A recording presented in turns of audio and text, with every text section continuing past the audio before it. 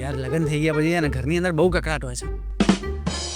ના એટલે વાઈફનો કકડાટ નહીં, હું તો ઘરના કકડાટની વાત કરી રહ્યો છું. પહેલાં શું આખો દિવસ બસ આમ સોફા પર પડી રહેવાનું, પણ સેટ થઈ ગયા પછી શું છે, તમને આવું લેવિશ 3 BHK તો જોઈએ જ ને. એટલે જ હું અહીંયા વડોદરા લઈને આવ્યો છું. કેમ કે પછી ખાલી સોફા પર નહીં બેસી શકું, બાલ્કનીમાં બેસવું પડશે ને. અહીંયા તો 3 પ્રાઇવેટ બાલ્કની છે, મસ્ત અહીંયા બેસો અને હરિયાળી એન્જોય કરો.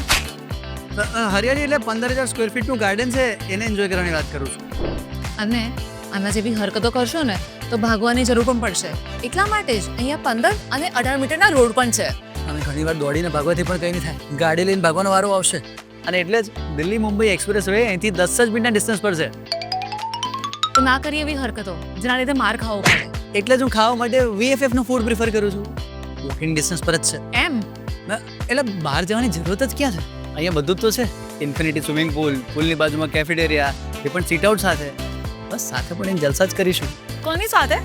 અરે તારી સાથે જ ને. બોક્સ ક્રિકેટ હોય, એમ્પી થિયેટર હોય કે લશ ગાર્ડન હોય, બધી જગ્યાએ તારી જોડે જઈશ. આમાં શું છે કે અહીંયા આપણે વાઈફ જોડે હોઈએ ને તો બહાર જવાની કંઈ જરૂર જ ના પડે. શાબાશ, સુધરી ગયો. હા, કોની વાઈફ એમ નહીં કીધું.